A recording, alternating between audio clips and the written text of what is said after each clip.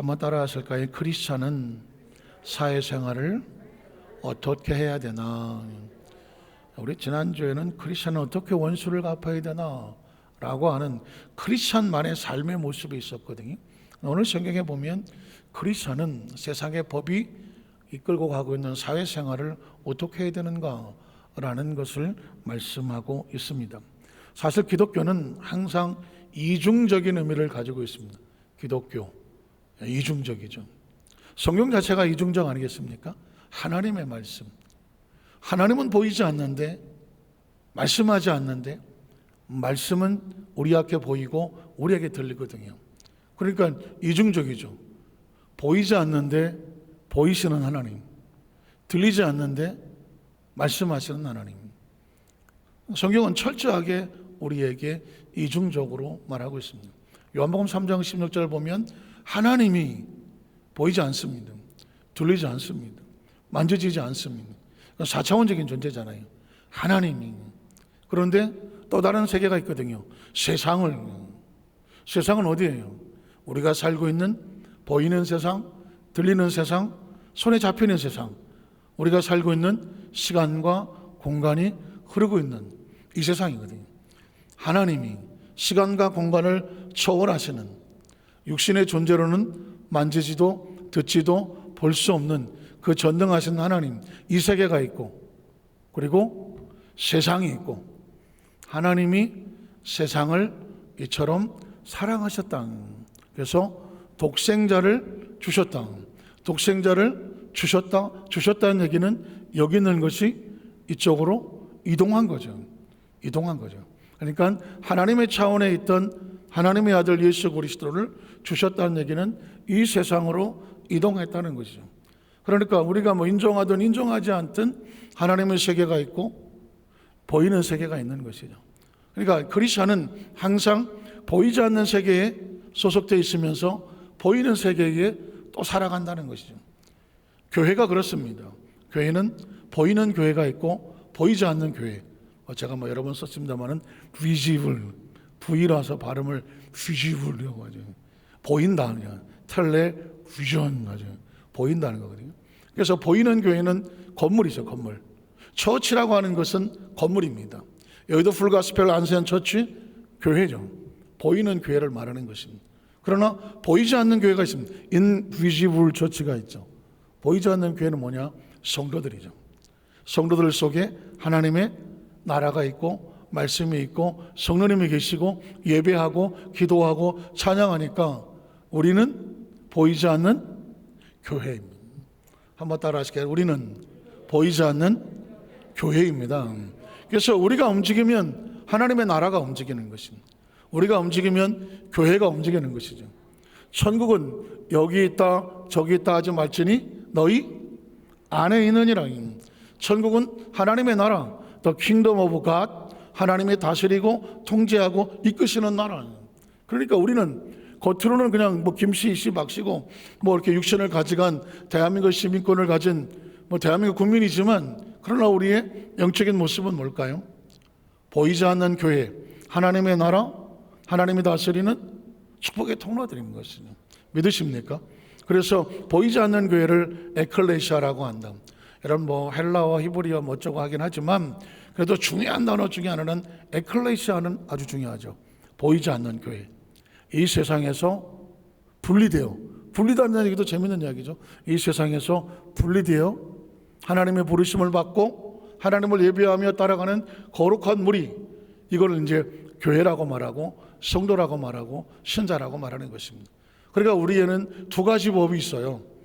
성경에 말하고 있는 하나님의 법이 있고, 하나님의 법, 크리스천은 우리가 지켜야 되는 것이고, 그리고 대한민국 법이 있습니다. 세상의 법이 있단 말이죠. 그러면 이 두 가지 법을 우리가 어떻게 조화 있게 살아갈 것이냐, 굉장히 중요하거든요. 나는 예수 믿고 하나님의 자녀가 됐기 때문에 나는 세상의 법은 필요 없습니다. 이렇게 할 수 있을까요? 없을까요? 이렇게 할 수 없습니다. 이유가 뭐냐? 성경은 너희가 살고 있는 공동체의 그 법규와 법도 중요시 여겨서 너희가 그 법규를 어기는 자가 되지 말고 그 법규를 설선하여 잘 지켜서 공동체를 세워가는 존재가 되라. 그게 바로 오늘 성경에서 말씀하고 있는 것입니다. 로마서 13장 1절을 가봅니다. 자, 각 사람은 뭘까요? 그냥 성경 속에 있는 단어가 한 구절씩 외우는 것도 중요하지만 성경에 한 단어 한 단어는 의미가 있습니다. 자, 각 사람은 세상과 구별된 사람이죠. 예수님을 구주로 믿으시면 아멘 하시기 바랍니다. 자, 크리스찬이에요. 이 각 사람은 세상 사람이 아닙니다. 성경은 세상 사람과 별 관련이 없죠. 그래서 각 사람이라고 하면 저와 여러분을 말하는 것이죠. 각 사람은 위에 있는 권세들에게, 사실은 굉장히 난해한 구절입니다.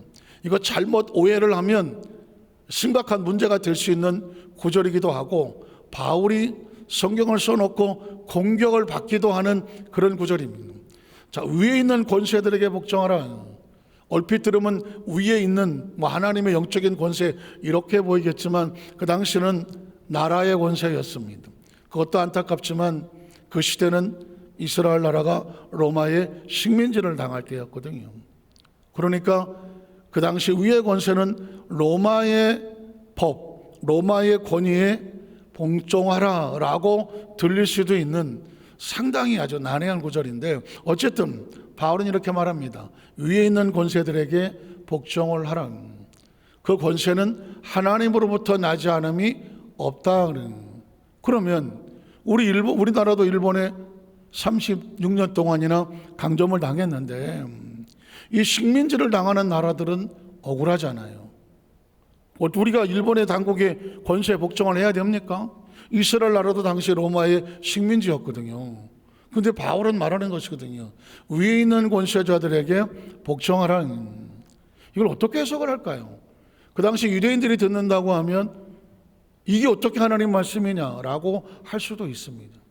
사실 이 말씀은 우리가 어떻게 접근하냐 굉장히 조심스럽긴 하지만 어쨌든 큰 의미로 본다면 하나님이 이끌어 가시는 거대한 섭리를 기대하고 거기에 대한 소망을 가지고 있기 때문에 그것조차도 하나님이 이끌어 가신다고 믿는다면 그 부분에 대해서 우리가 수용할 수 있는 마음도 필요하다라는 것을 멀리 보면 유대 나라가 이 로마의 식민지를 당했지만 그 덕분에 오히려 복음이 로마로 들어갔습니다.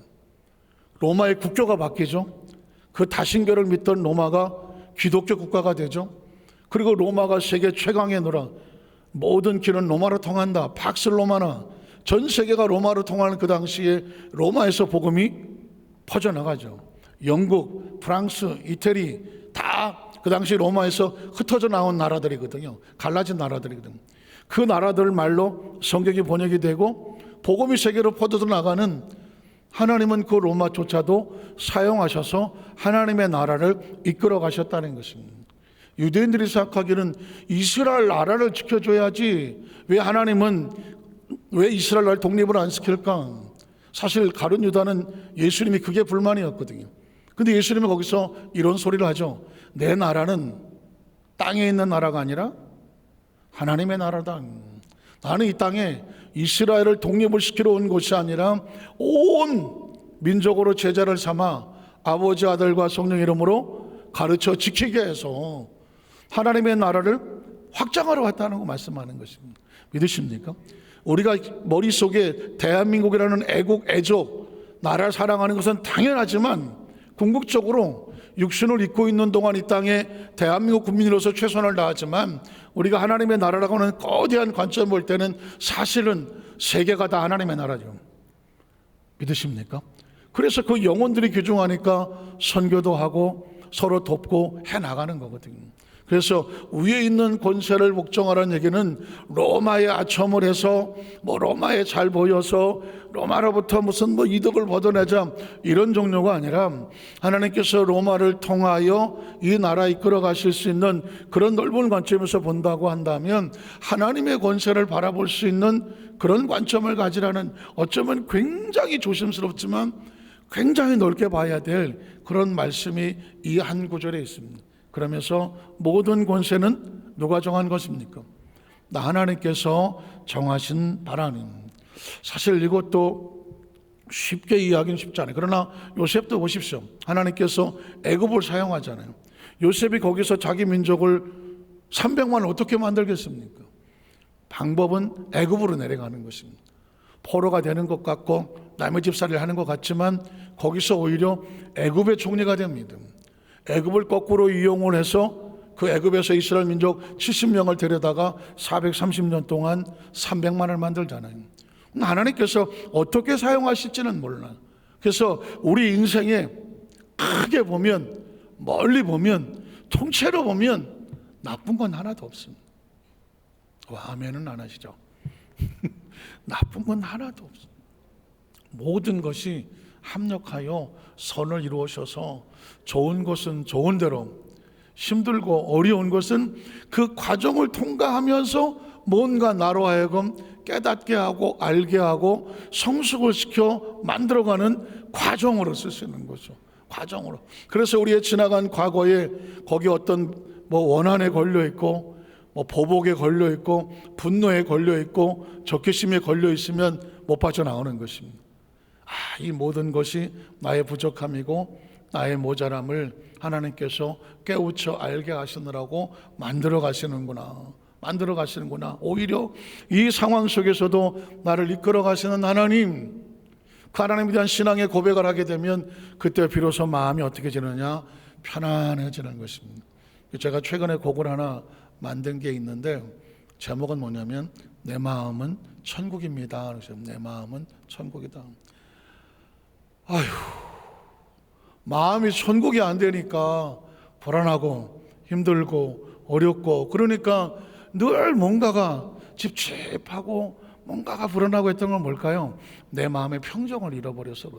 우리 권지구 권사님, 적장국장님하고 가평으로 수련회를 떠났을 때에 많이 다죽을 때 혼자 생각할 시간이 많았어요.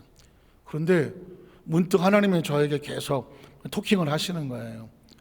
저도 살다가 보니까 저의 부족함은 잊어버리고 그때 왜 내가 이렇게 하나님 왜 후회도 있고 또 여러 가지 많은 생각들이 있는 거예요. 그런데 가만히 생각을 해봤더니 원인이 누구한테 있느냐? 나한테 있는 거예요. 여러분은 아무도 반응이 없지만 지나온 삶을 보니까 왜 하나님은 그때 나에게 눈물의 골짜기를 지나가게 했을까? 왜 그때 내가 억울하고 서운하고 섭섭하고 힘든 과정을 지나가게 했을까? 가만히 생각해 봤더니 내가 하나님을 원망하고 있더라고. 더 심한 거는 너 한번 걸리기만 와봐라. 내가 아주 마음속에 박혀있는 가시와 미움 같은 그게 한쪽 구덩이 아직도 완전히 사그라지지 아니하고 어딘가 박혀있더라고. 깜짝 놀란 거예요. 내 마음에 아직도 이런 게 있구나. 가만히 들여다봤더니 나의 부족함이었구나. 그래서 찬양은 이렇게 시작을 해요. 나의 부족함으로 인하여 이 모든 일이 일어났고 나의 모자람으로 인하여 이 모든 일을 겪어야 됐는데 나의 부족함으로 인해서 정말 광야를 지나가기도 하고 나의 부족함으로 인해서 눈물의 골짜기를 지나왔는데 그럼에도 불구하고 나는 하나님을 원망하고 있었구나. 그럼에도 불구하고 다른 사람을 미워하고 있었어. 내가 그 새끼는 절대 안 본다. 그러고 있더라고. 내가 깜짝 놀란 거죠. 이게 나구나. 그래서 거기서 제가 이제 고백합니다. 하나님, 나의 부족함을 용서해 주세요. 나의 모자람을 용서해 주세요. 나의 부족함을 인정합니다. 내가 부족한 거예요. 하나님, 모자람을 인정합니다. 그리고 나서 했더니 내가 내 마음이 평안해진 거예요. 그리고 내 마음에 천국이 되더라고. 그래서 그냥 그거를 계속 머릿속에 담고 이렇게 와갖고 이제 그거를 녹음을 해갖고 이제 악보를 만들고 이렇게 해갖고 이제 최종적으로 이제 코드주에서 우리 조드림이 고생을 많이 하고 우리 반응 고생하셨는데, 그래서 제가 다음 주쯤이면 연습을 좀 해서 같이 불러야 되겠다. 이유는 뭐냐면 이 땅에서 우리가 어떻게 살아야 되겠어요? 보니까 마음이 천국이어야 돼요. 마음이 천국이어야 돼요. 마음이 천국이 아니면은요, 마음이 천국이 아니면 세상 어디 갖다 놔도 절대 그 사람 행복하지 않아요. 하나님, 우리 여도수모 안산교회 성도들 행복해야 되는데요. 행복했는데요. 하나님 원망하고 누구 때문에는 아유 그놈 사람 원망하고 내가 그때 그것만 안 만났더라도 그런 그 사건이 아니라 이게 내가 부족해서구나, 나의 모자람이구나, 하나님 이걸 통해서 날 성숙시키기를 원하시는구나 라고 내가 토해내기만 해도, 고백하기만 해도 그게 내 속에서 빠져나가고 나니까 살 것 같더라고. 그래서 제가 고백하는 거예요. 내 마음은 천국입니다. 궁금하죠? 다음 주에 같이 또 같이 이제 곡을 만들면 좋겠는데, 오늘 성경에 보면 이스라엘 백성도 그리고 우리나라도 그런 경험이 있으니까요. 우리 그 나라에게 우리가 그런 식민지도 당하고 강점기를 당했는데, 민족적으로 보면 아직도 그냥 친일파 어쩌고 아직도 그냥 잘 나가다가도 일본하고 그러면 원수처럼 하고 하잖아요. 아픔과 상처가 있기는 하지만 그러나 우리는 언제나 과거를 붙잡고 살겠습니다. 과거의 원한을 풀고 있는 사람은 맨날 가슴이 절대 풀어질 리가 없어요. 지나간 과거는 또 과거대로 그걸 어떻게 잘 승화해서 발전시켜 나간 사람이 지혜로운 사람이에요. 자, 오늘 성경은 그래서 또 그 다음 절은 이렇게 나갑니다. 2절에 보니까 그러므로 권세를 거스르는 자는 하나님의 명을 거스르미니 거스르는 자들은 심판을 자취하리라. 사실 이 본문을 읽으면서 여러분들에게 어떻게 설교를 해야 되나, 저는 하나님의 주권 하나만 가지고 얘기하는 것입니다. 예를 들어서 꼭 그 당시 로마가 이스라엘 다스리고 있었으니까는 로마 당국에 철저하게 복종해라, 무슨 반란을 일으키거나 항거하거나 하지 말라, 그런 식으로 해석을 하면 바울은 죽일 놈입니다. 그러나 바울은 유대인이 철저하게 유대인, 로마 시민권을 가지고 있지만 유대인이거든요. 그 사람은 로마의 편을 드는 것도 아니고 유대인의 편을 드는 것도 아닙니다.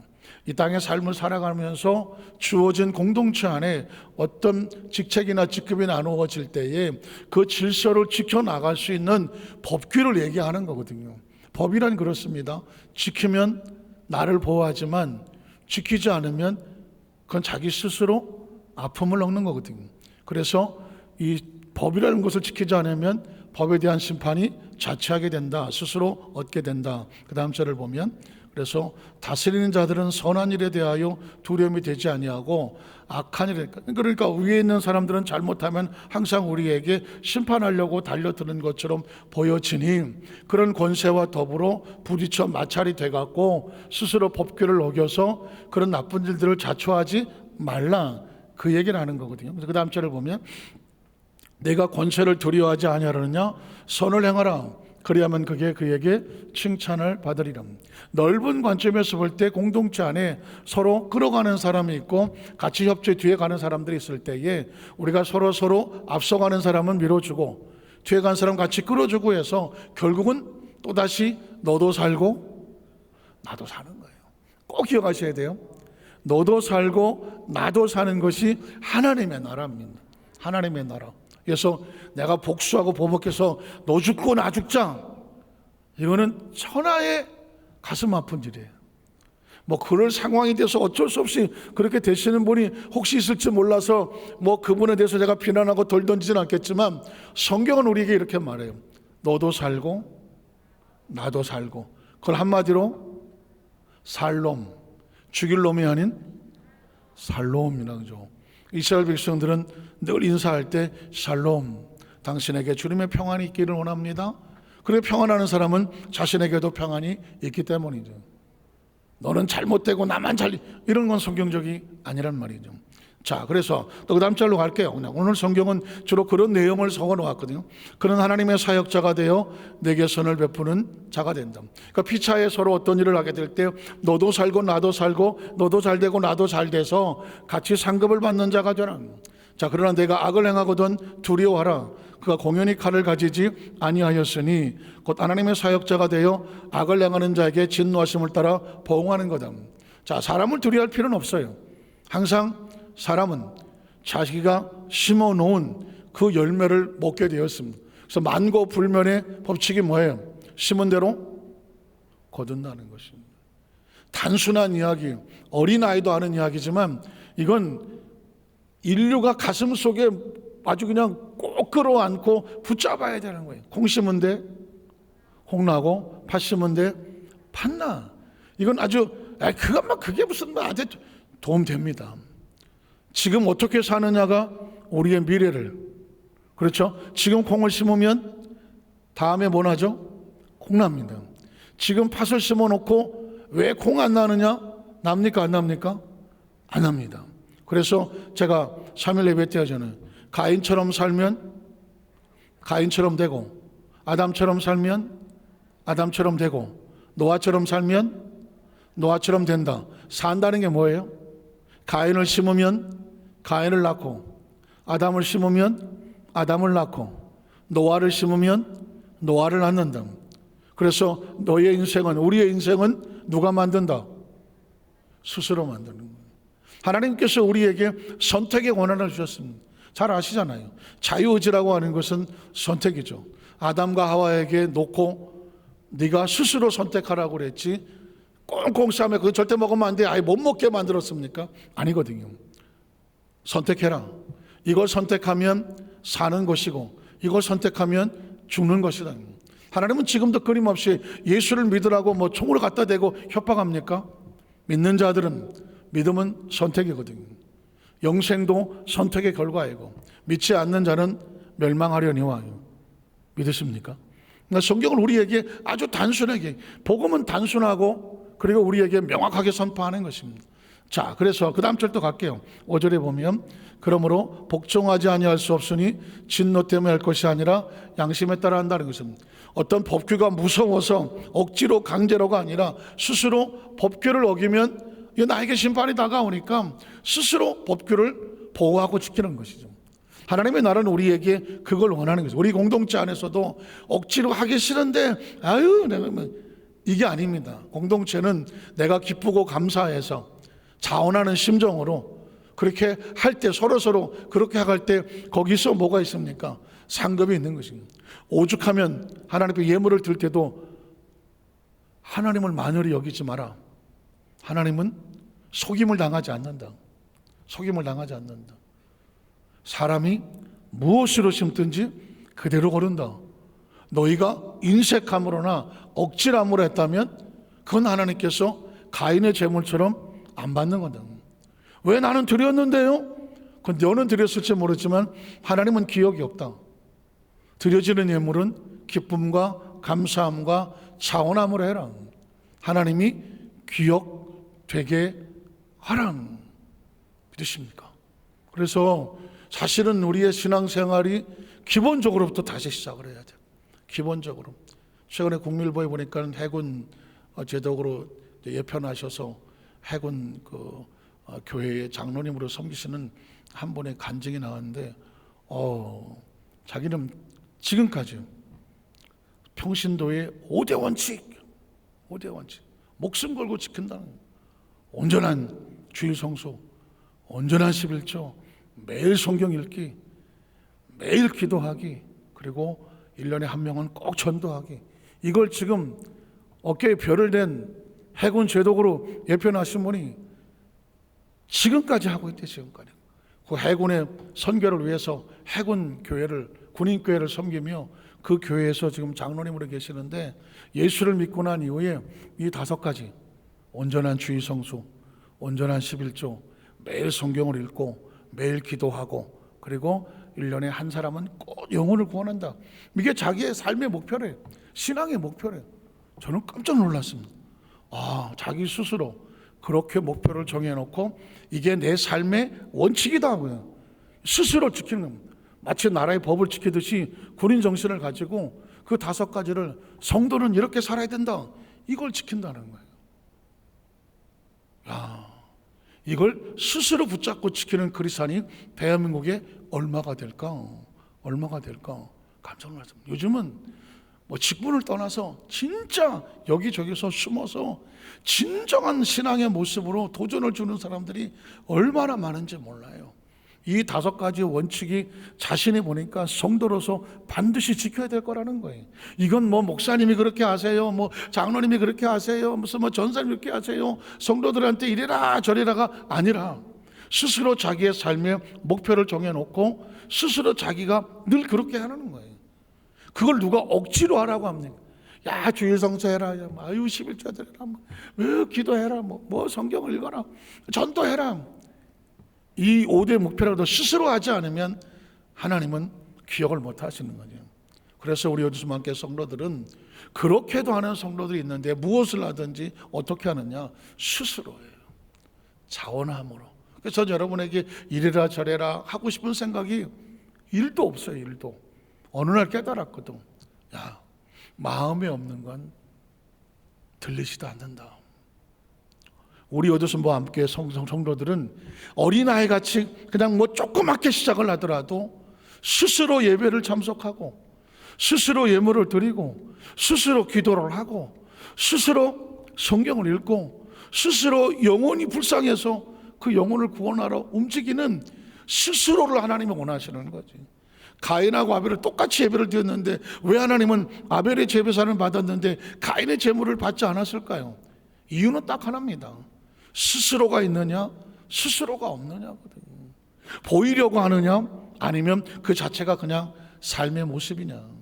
저는 우리 요두수 만상교회 성도들이 이 세상의 다른 교회의 성도들하고 다른 점이 딱 하나 있다면 그 마음에 자원함과 스스로 하나님 앞에 서시기를 주님의 이름으로 축복합니다. 심판이 두려워서 아유 그냥 또 그렇게 하라고 하니까 아니라 자기 양심에 따라 스스로 하는 것이죠. 마지막 6절로 7절에 보니까 너희가 조세를 바치는 것도 이런 나라의 세금을 바치는 것도 이와 같다. 그들이 하나님의 일꾼이 되어 바로 이 일에 항상 힘쓰느니라. 그 나라를 이끌어가는 사람도 세금을 드림으로 말미암아 그 나라를 꾸려가지 않느냐, 그런 얘기거든요. 모든 자에게 줄 것을 주되 조세를 받을 자에게 조세를 바치고 관세를 받을 자에게 관세를 바치고 또 두려워할 자를 두려워하며 존경할 자를 존경하라는. 어쨌든 오늘 이 법칙 속에서 그 당시 로마의 관계 이런 거 저런 거를 떠나서 공동체 안에서 우리는 피차에 서로 존경하며 하나님 나라를 같이 끌고 가되 한 가지 자원하는 심정으로 스스로 주 예배를 드리십니까? 스스로 자원하여 하나님 앞에 기억되십시오.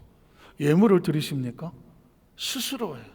스스로 억지로 드리는 것보다는 스스로. 기도하십니까? 스스로 무릎을 꿇는 거예요.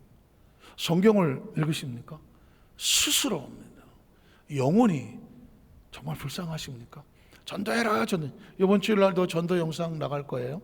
선교 영상 나가면서 선교 헌금 작정합시다 그런 영상도 나갈 거예요. 그건 이제 우리 또 행정에서 만들어 하기는 하는 거지만 저는 그러면서 뒤편에서 이런 마음을 갖습니다. 하나님, 이 영상이 6월달이 또 우리 선교와 전도에 대한 비전을 가지고 성도들 마음에 동기를 주기를 원하지만 누군가의 마음속에 그것이 뜨겁게 감동이 되어 스스로 하나님 내가 저 자리에 있을게요 하면서 스스로 움직이는 우리 요두순부 안산교회 성도들이 꼭 되게 하여 주시옵소서. 아마도 천국은 그런 사람들이 스스로 선택한 사람들이 가는 곳이라고 생각을 합니다. 우리 성도들이 그 은혜가 함께 하시기를 주의 이름으로 축복합니다. 기도하겠습니다. 하나님 아버지 감사합니다.